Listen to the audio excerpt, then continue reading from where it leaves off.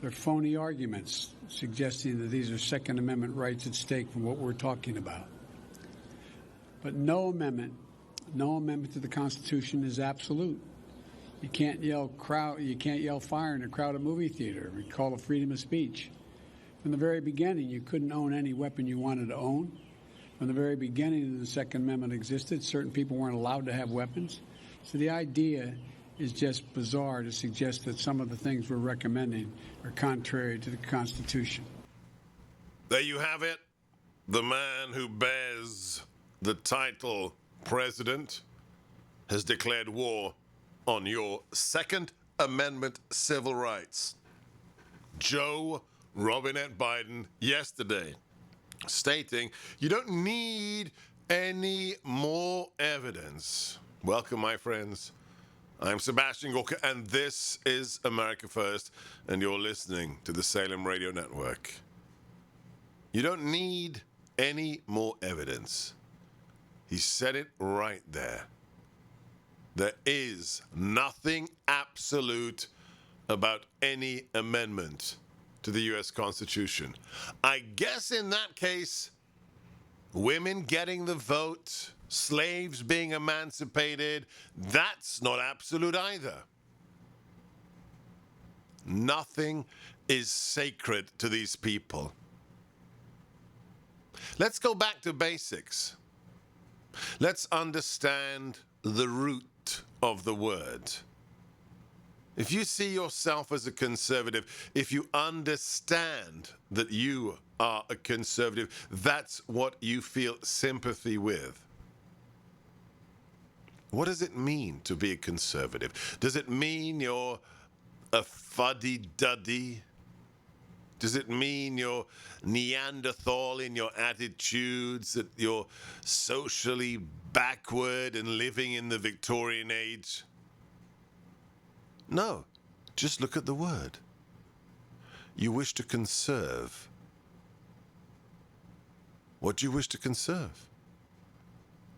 At its purest form, a conservative wishes to protect, to conserve, and to hand down to the next generation the values, the traditions that we have all inherited in our civilization that have demonstrably shown themselves to work, that are right intrinsically, that are not a result of some social engineering or some political or ideological fad. It's not complicated. It's very simple ideas, such as the centrality of the family to a functioning society. A mother and a father siring children and being with the children as they grow, inculcating in them the values that they inherited from their parents, the civilizational values of the Judeo-Christian culture, which are what? Not that children should be permitted, if they are a little confused, to take hormone-blocking, puberty-blocking chemicals, undergo irreversible surgery to their sexual organs on a whim. No, that's not what we believe. We believe that men are men, women are women, and science is undeniable. Chromosomes are real and not negotiable. We believe that these truths are self-evident, are objective. And we also believe that as men and women, we have different roles to play, different strengths and weaknesses. We are equal in our rights, but we have different roles. The protector, vice the nurturer. The hunter-gatherer, vice the home builder. These are archaic, these are antediluvial. And you can buck them. Oh, you can buck them. But you eventually will be a sad, unhappy person. We believe in our culture that the rights enumerated in those amendments, Joe Biden, are not a result of some capricious decision by a political elite that can just be changed on a whim because fashion dictates that we can do so. There's something truly remarkable about the nation we live in. And I'm not saying, please don't misunderstand me, and I find it amusing as an immigrant that I need to discuss these issues with Americans who are born here. The Founding Fathers weren't ab ovo. They weren't from the egg geniuses. They didn't arrive from another solar system with some amazing alien wisdom. The men who founded America looked at the history of our civilization, looked at the things that had gone wrong in the nations that they had come from, that their forefathers had come from. The oppression, the usurpation of rights, the fungible attitude to our unalienable characteristics and liberties. And they draw the requisite conclusions to create America, not a tabula rasa. They didn't start from scratch.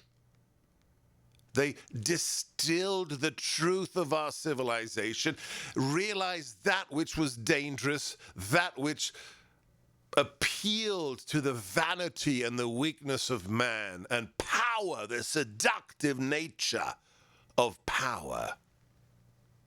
And they built a system, the first of its kind, truly the only one of its kind, with a written constitution that recognized that these rights are unalienable, cannot be separated from the human being that enjoys them. Why?